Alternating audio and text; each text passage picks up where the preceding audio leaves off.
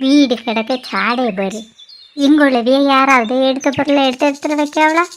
அங்கே நின்று யாத்தமாக பேசிட்டு இருக்கே. இந்த வீட்டு நிலைமை பார்த்து எனக்கு நானே பேசிகிட்டு இருக்கேன். இதுக்கு தான் நான் உங்ககிட்ட அப்பவே சொன்னேன், அந்த பாட்டியை வெளியே அனுப்பினான்னு. நீங்கள் கேட்டீங்களா?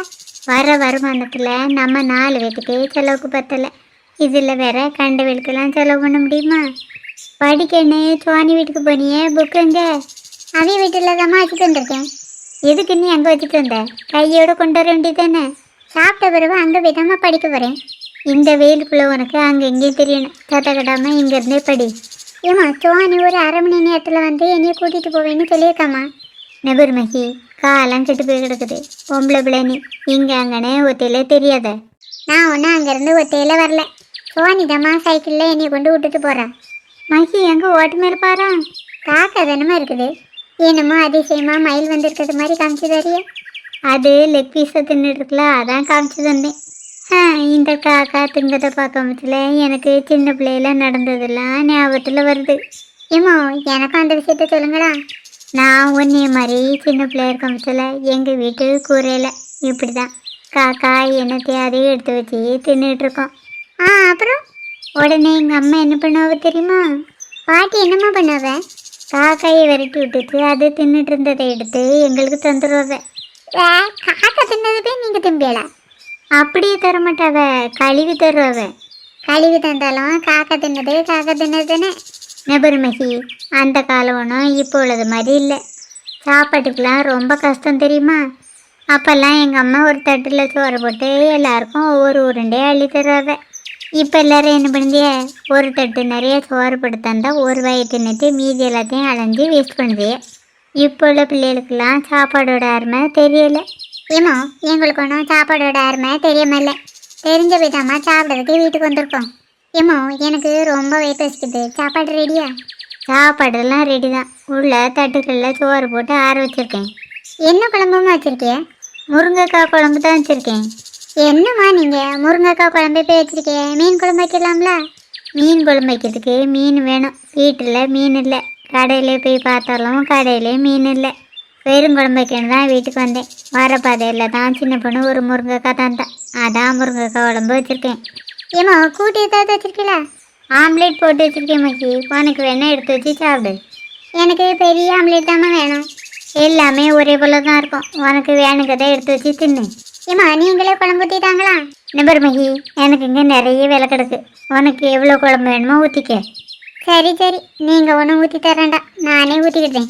நெபர்மகி, சட்டி பானையெல்லாம் திறந்து போட்டு வந்துடாத. அவ்வளோத்தையும் ஒழுங்காக மூடி வச்சிரு. சரிம்மா, ஒழுங்காக மூடிட்டேன். அப்புறம் சாப்பிட்ட தட்டை காய போட்டு விடாத. ஒழுங்காக கழுவி வச்சுட்டு வந்துடு. சரிம்மா, ஒழுங்காக கழுவி வைக்கேன். குழம்பு கேட்டால் ஊற்றி தர மாட்டாவ. அதை செய் இதை செய்யணு ஆர்டர் போட்டுகிட்டே இருப்பாவ. நாங்களாம் அந்த காலத்தில் எவ்வளோ வேலையை செய்வோம். சாப்பிட்ட தட்டை கழுவி வைன்னு சொல்லதுக்குள்ளே ஆர்டர் போடுங்கன்னு சொல்லுதா. எங்கள் அம்மாக்கிட்ட மட்டும் நான் இதை சொல்லியிருந்தோம்னா விளக்கு மாதிரி பிஞ்சிருக்கோம். இப்போ உள்ள பிள்ளைகளுக்கு நம்ம ரொம்ப இடம் கொடுக்கோம். அது நம்பி தான் இப்படி பேசுங்க. இந்த ஆகாஷ் அப்படியே அப்பன மாதிரி எப்படி பேக்கை போட்டு போயிருக்கான். எல்லாத்தையும் முதல்ல எடுத்துக்கொண்டு ரூம்பில் வைக்கணும்.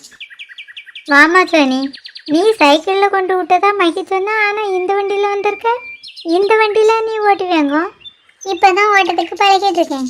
மகி எங்கே சாப்பிட்டுட்டா இருக்கா? அவளை கொஞ்சம் சுருக்க வர சொல்லுங்க. எங்கள் அம்மா வேற சாப்பிட்றதுக்கு வாபான்னு அடிக்கடி ஃபோன் பண்ணிகிட்டே இருக்காவ. மகியை கீழே விழாமல் கூட்டிகிட்டு போயிடுவாள? இந்த வண்டியில் நாங்கள் 2 பேர் போக மாட்டோம். இந்த வண்டியை எங்கள் பெரியம்மா வீட்டில் கொண்டு விட்டுட்டு அங்கேயும் சைக்கிள் நிற்கி அதை எடுத்துகிட்டு தான் போவோம். என்ன சொன்னி, ஸ்கூட்டியெல்லாம் தூக்கிட்டு வந்திருக்க? உனக்கு வேறு விளக்கு ஒரே கொடுக்கணுமாங்க? வேண்டாம், நீ பேசுனதை நான் கேட்டுட்டு தான் இருக்கேன். உன்னை நம்பிலாம் இந்த வண்டியில் ஏற முடியாதுமா. நான் இப்படியே நடந்து உங்கள் பெரிய வீட்டுக்கு நேரே போகிறேன். நீ பின்னாடியே வந்து சேரு. ஏம்மா, நான் போயிட்டு வரேன்.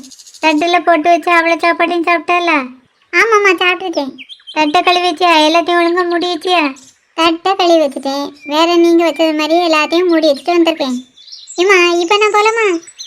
சரி, போயிட்டு வா. அங்கே போய் ஃபோனுக்கு என்ன நோண்டாமல் ஒழுங்காக உட்காந்து படி.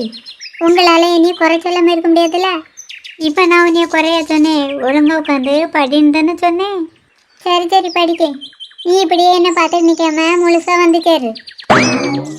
நானும் போயிட்டு வரேன். சரி, போயிட்டு வா சோனி. வண்டியை ஓட்டப்போ அழகாக ஓட்டிட்டு வந்தாச்சு. இப்போ வண்டி பின்ன இருக்கிறது எப்படின்னு தெரியலையே.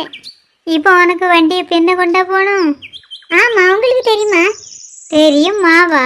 இப்போ பாரு, நீ வண்டியை மட்டும் ஸ்ட்ராங்காக பிடிச்சிக்க, விட்றாத. சரி, ஸ்ட்ராங்காக பிடிச்சிக்கிட்டேன். பார்த்து பத்திரமா போமா. வண்டிகளெல்லாம் ஓட்ட தெரியலன்னா எதுக்கு தான் அந்த பிள்ளைகள்கிட்ட கொடுத்து விடுக்க, அவ்வளோ தெரியல. உள்ளே போய் பாத்திரங்களெல்லாம் ஒழுங்காக மூடி வச்சிருக்கலான்னு பார்ப்போம். எனக்கோ அவசரமாக உள்ளே ஓடணுமா இருக்கு. அடுப்பில் எதையும் மறந்து வச்சிட்டியா? அடுப்பில் ஒன்றையும் வைக்கல, மகி சாப்பிட்டுட்டு போகிறா. அதான் பாத்திரங்களெல்லாம் ஒழுங்காக மூடி வச்சிருக்கலான்னு பார்க்க போகிறேன். பிள்ளைக்கு சாப்பாடை கூட நீ போட்டு கொடுக்கக்கூடாதாங்க, அவளே எடுத்து திங்க சொல்லியே சொன்னேன். சோறு பொங்கி சோறு போட்டு எல்லாத்தையும் செஞ்சு வச்சுருக்கேன். இந்த குழம்பு கூட்டு வைக்கிறதுல ஒன்றும் அவள் குறைஞ்சி போயிட மாட்டா. இப்போ ஏன் நீ இந்த வெயிலில் அங்கேருந்து இங்கே மரமாக வந்திருக்க? பக்கத்தில் ஒரு தோட்டத்தில் காய்கறிலாம் மலிவாக கிடைக்குதான். சின்ன பொண்ணு தான் எனக்கு ஃபோன் பண்ணி சொன்னா, வா நம்மளும் போய் வாங்கிட்டு வந்துடுவோம். நல்ல காயாக இருக்கா? அங்கே போய் பார்த்தா எனக்கு தெரியும். வா போய் பார்த்துட்டு வந்துடுவோம். சரி போம்.